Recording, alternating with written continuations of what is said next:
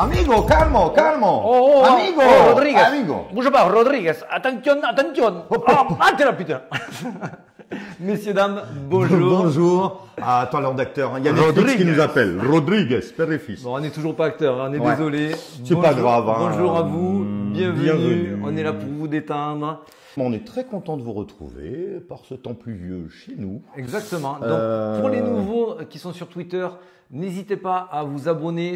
Nous, ça nous aide à être mieux référencés et vous raterez rien. Tout à fait. Activez la petite cloche. Vous nous direz aussi ce que vous pensez de nos petits visuels que Ouais. nous mettons en avant Ouais, on sur s'amuse YouTube. beaucoup. On s'amuse beaucoup. À les faire. Donc, faites-nous un petit commentaire si vous aimez. Si vous aimez bien, voilà, ça fait toujours plaisir.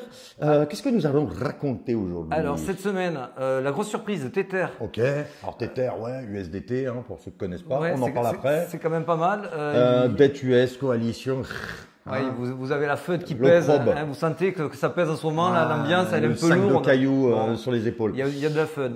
Le BTC, on va voir dans quelle zone il évolue. Ouais, qu'est-ce qu'il fout, en fait. Il y en a qui commencent à vouloir se tailler les veines. Et on finira avec la liste des gagnants du giveaway de Greenercoin. Tout à fait, tout à fait. Alors, on revient 2 minutes sur nos amis de Greenercoin. Oui, alors Greenercoin, bon, on va vous en reparler vite fait. Vous savez, on les soutient. Eux, pour nous remercier, nous ont donné des jetons, d'où le giveaway. C'est une blockchain. Exactement, qui va permettre, en gros, c'est une marketplace aussi qui va pouvoir mettre en avant les produits et les services directement aux utilisateurs, qui permet d'avoir des prix, on va dire, plus élevés, puisque direct to consumer. Et par contre, ils ne mettront en relation que les projets verts. Tout à fait. Et c'est leur valeur ajoutée. Et c'est un petit peu aussi pour ça que nous on les aime, parce que c'est des petits Français qui sont dans la mouvance. Donc c'est voilà. Donc il reste 2 jours pour ceux qui se pré-sale. sentiraient un petit peu proches de ce type de projet. On va faire une interview et un petit dossier semaine prochaine. Ouais, Si vous voulez qu'on me pose des questions, s'il y a des choses que vous avez en tête, n'hésitez pas, vous envoyez plein de questions. Envoyez les questions, on se fera un plaisir de leur poser. Exactement. Allez, on attaque la semaine. C'est parti.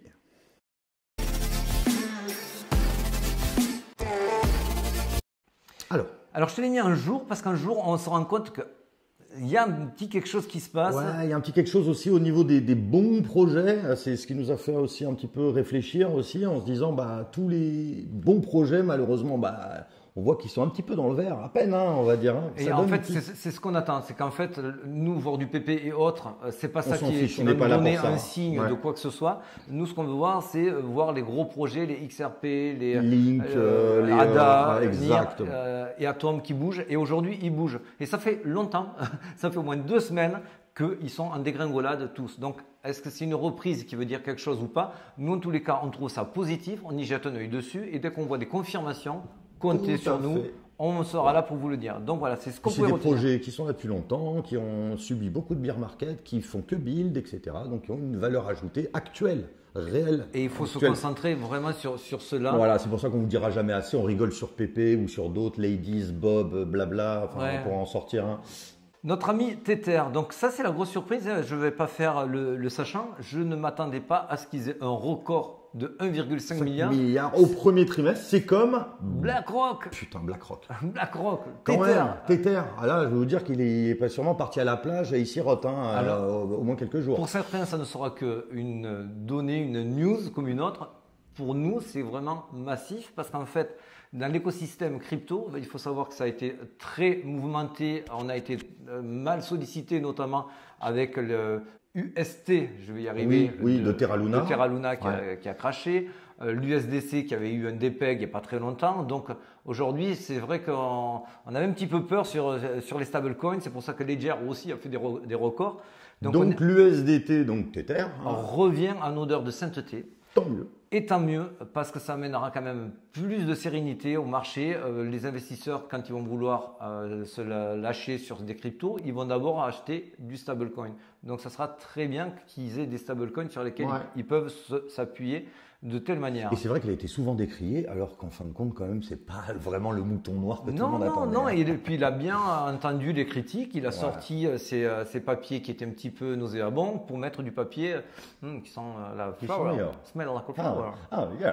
Bon, par contre, là, c'est une news un petit peu moins bonne des gros patrons, notamment le patron de JP Morgan, qui annonce que si les États-Unis ne se relèvent pas très très vite, parce qu'ils vont être en défaut de paiement, c'est une crise mondiale qui arrive, une récession sans précédent, un crack de la mort. On va tous finir sous le pont. Attention. C'est une ritournelle. Je vais faire le boomer ritournelle. T'aimes bien ça? J'aime pas moi. Ouais. Je rigole, c'est bien. C'est une vieille histoire, une vieille comptine qu'on sort à chaque fois. Et puis, dites-vous que personne ne peut prévoir une récession, même les meilleurs, etc., parce que ça part du principe que c'est exceptionnel et on va pas vous dire à telle date, c'est là où ça part. Donc, grosso modo, il faut y prendre avec des pincettes. Mais ils font leur jeu en disant attention, le gouvernement va droit au mur et en fait, c'est des jeux politiques. On est dans House of Cards. Mais ça amène du coup de la FUD qui est relayée aussi par notre ami Gensler. Alors Gensler qui s'est trouvé des nouveaux amis en la personne de Pepe Biden. En fait, il a des démocrates qui se font une petite alliance, puisqu'on sait qu'il y a une grosse partie des démocrates qui sont anti-crypto, puisqu'ils suivent notre ami Biden. Tout à fait. Et donc, du coup, ils ont vu que Gensler, dans ses turpitudes, avait fait mal à la crypto. Du coup, ils se sont dit, on va s'en faire notre copain. Tout à fait, qui ont dit, on n'a jamais vu quelqu'un d'aussi efficace. Voilà. C'est donc, entendez par le mot efficace, autant casse-couille envers la crypto. Voilà. Donc, forcément, ça a été tweeté. C'est aussi ce qui a peut-être fait un petit peu chuter les marchés. Je veux dire, les week-ends, en se disant, qu'est-ce que ça veut dire? Bref, là aussi. Sachez que les mauvais attirent les mauvais, donc on n'a aucun mal à les retrouver ensemble. Mais bon, en fait, pourquoi on vous en parle, c'est surtout, c'est ce qu'on expliquait sur les vidéos précédentes, on a terriblement besoin des investisseurs US et des institutionnels US pour faire passer les paliers qui font défaut aujourd'hui au Bitcoin. Sans eux, la Chine ne pourra pas, ou la BCE, l'Europe ne pourra pas. Il faut vraiment qu'ils se joignent à la fête pour qu'on puisse casser des résistances 30, 32 000 et autres. Là, je peux vous le montrer, mais c'est un graphique que je vous soumets souvent, qui est totalement sous-estimé par nous et par beaucoup de nos confrères. Mais quand vous regardez les sessions US, ça fait 2 mois, elles font reculer le cours du Bitcoin de 26%. Les sessions asiatiques de 14%, elles les font progresser. Il y a un écart qui est colossal. Et durant le week-end, Union européenne et hors marché, on est à 36%. Mais si on se focalise sur l'Asie qui, elle, accumule et les États-Unis qui, eux, hésitent, tergiversent, voire vendent, on se rend compte qu'effectivement, dans de telles conditions, on ne peut pas avancer. C'est pour ça qu'il est urgent, ce qu'on vous dit depuis longtemps, qu'un cadre soit fixé, qu'un cap soit donné aux institutionnels pour qu'ils puissent se dire ça y est, ok, on laisse tomber la dette US, on laisse tomber les FUD, maintenant on veut mettre de l'argent du risk on et pour cela, merci, on a un cadre qui est fixé. Sans cela, cet argent ne sort pas des tripots, on l'a déjà vu, et ça fait terriblement défaut au Bitcoin et aux autres types d'assets. Bon, mais du coup, on passe à la suite, l'analyse du Bitcoin. Allez, c'est parti. On est à 49, on est en dessous du neutre. Très bien. Très bien, parce que si on est trop dans le grid, si on est à 65-70… Ça va forcément donner un mauvais signal. Et puis, imaginez-vous un train qui est rempli ou une voiture qui est remplie, montez une côte, vous allez voir que votre voiture, elle va peiner. Exactement. Et bien, c'est pareil. On ne pourra jamais faire gagner tout le monde. Donc, si à 28 000, 29 000, tout le monde est convaincu que ça va aller plus haut, que tout le monde est bullish, on va se faire cueillir. Alors, on va se faire cueillir pour y retourner plus tard, mais le marché se fera un plaisir de décharger le train. Aujourd'hui, on est en train de le décharger. Est-ce que c'est mauvais signe? Est-ce que c'est bon signe? Est-ce que c'est un signe surtout que le marché se retourne? On voit ça tout de suite. Alors là, on va faire un petit peu d'intraday à court terme. On voit surtout qu'il y a des divergences haussières qui s'empilent, qui s'enchaînent. Attention, c'est qu'un indicateur, on peut avoir beaucoup de divergences haussières et le marché qui stabilise, voire qui repart à la baisse par la suite. Tout à fait. En tout cas, on ne pourra jamais retourner un marché s'il n'y a pas une divergence à un moment donné. Donc on la note, on se la met un petit post-it derrière l'oreille. C'est très bien, mais il manque toujours des volumes. Alors le problème des volumes, on y vient de suite. Alors là, on va direct partir sur le scénario qu'on ne veut pas voir et qui invaliderait notre narratif. À savoir, on s'installe sous le mur acheteur ici et on commence à dessiner des M. Voilà, on casse le support. On casse le support, on casse le mur acheteur et on va chercher vraiment les résistances, les supports à 24 et 23 000. Ça, c'est ce que je ne veux pas voir. Si on n'a pas cela, et tant qu'on n'a pas cela, le scénario est toujours haussier. Et il faut vraiment donner peu de crédit, c'est ce qu'on disait tout à l'heure par rapport à certaines patterns ou autres, parce que Totalement. qui pourraient nous donner aussi mauvaise vision, on va dire, du marché. Exactement. Il faut savoir aujourd'hui qu'en fait, quand vous avez des volumes aussi faibles, alors attendez, c'est simple, je vais vous les agrandir. Voyez les volumes d'avant et voyez les volumes aujourd'hui. Je pense que ça parle. Ouais, et puis c'est net. Hein. Voilà. Donc, pourquoi on insiste sur les volumes? Parce que quand vous n'avez pas de volume, on peut vous coincer sur n'importe quelle charte. Ouais. Vous allez avoir un triangle ascendant, on va vous dire c'est sûr, ça va casser vers le haut. Un gros portefeuille va arriver avec un petit peu de volume, il va retourner et il va vous piéger parce qu'il va le voir lui aussi. Donc aujourd'hui, pourtant je suis de formation chartiste, aujourd'hui je ne fais pas confiance au chartisme, je ne fais pas confiance aux héliotistes et je ne fais pas confiance à Ishimoku en ce moment uniquement parce que les volumes sont extrêmement faibles et que les marchés sont illiquides. Il n'y a rien chez les échangeurs. Parce que bien sûr, on voit comme tout le monde un épaule-tête-épaule avec une neckline qui a été cassée cette nuit à 27 000. M gigantesque. On a un M-top aussi qui a été cassé il y a 2 jours à 28 000. Tout ça, on le voit. Il y a une vraie structure baissière qui est en place. Aujourd'hui, on ne voit pas le Bitcoin casser les 31 000 parce que ça manque de news, et de volume et de news catalysantes. Et c'est pareil pour les 25 000. Aujourd'hui, si vous avez un énorme mur acheteur, et ce n'est pas ces mèches-là avec quelques volumes, très peu de volume, qui vont venir casser ce mur-là. En revanche, si ça arrive, c'est ce qu'on vous a dit au début, si vous avez une structure qui s'installe en dessous de ce mur acheteur, oui, ça invalidera le scénario et ça reportera la fête. On ne sera plus sur du haussier, sur du moyen terme. Mais par contre, ce qu'on dit toujours, c'est qu'à un moment, ces 31 000, ils sauteront. Enfin, voilà, si vous êtes là pour du long terme, ça je vous le dis, c'est sûr. Ils sauteront, d'autant plus que si vous regardez les liquidités aujourd'hui, vous avez quand même, tout ça c'est liquidité au nord qui démarre à 27 500 jusqu'à 29 500. Vous avez énormément de liquidités au nord à aller cueillir et quasiment peu au sud. Attention, on a déjà vu des cas où il y avait peu de liquidités au nord et on est quand même allé au nord, mais il y avait des volumes pour le pousser. Et quand ça poussait les volumes, les gens déplacent leur liquidité et leur stop loss, donc les liquidités se déplacent avec le cours du Bitcoin. Là aujourd'hui, ces liquidités-là ne vont pas se déplacer parce qu'il n'y a pas de volume, donc elles sont vraiment captables. Tout à fait. On est bien sûr sur du en plus, c'est bien, ça short. Ça short, donc il y a quand même beaucoup de monde à aller cueillir. Ça ferait quand même énormément de sens. Ça nous plaît pas. Bon, ça, on va pas vous le cacher, hein, c'est un peu l'opposé du Bitcoin, c'est notre ami le DXY. DXY, là c'est une petite partie macro. C'est le dollar index. Parce que le SP500, pour nous, il est décorrélé, donc ça fait un moment qu'on ne calcule plus nos calculs par rapport au SP500. En revanche, le DXY, donc à savoir le dollar, lui, nous a fait un énorme rebond sur son support. Donc si le dollar monte, le Bitcoin baisse mécaniquement. C'est mécanique. Donc ça, c'est ça qui fait aussi beaucoup fluctuer le prix du Bitcoin et ce ne sont pas des ventes massives. Parce que qu'on soit clair, aujourd'hui, potentiellement, il y a beaucoup plus d'acheteurs que de vendeurs. Oui. Si vous allez voir quelqu'un dans la rue, il va potentiellement être plus là à vous dire « j'aimerais bien acheter, est-ce que tu me conseilles, etc. » plutôt que de dire « Ouh là là, je pense que là, on est au top du Bitcoin du cycle. » On le voit avec le BRC20, on le voit avec le Namecoin.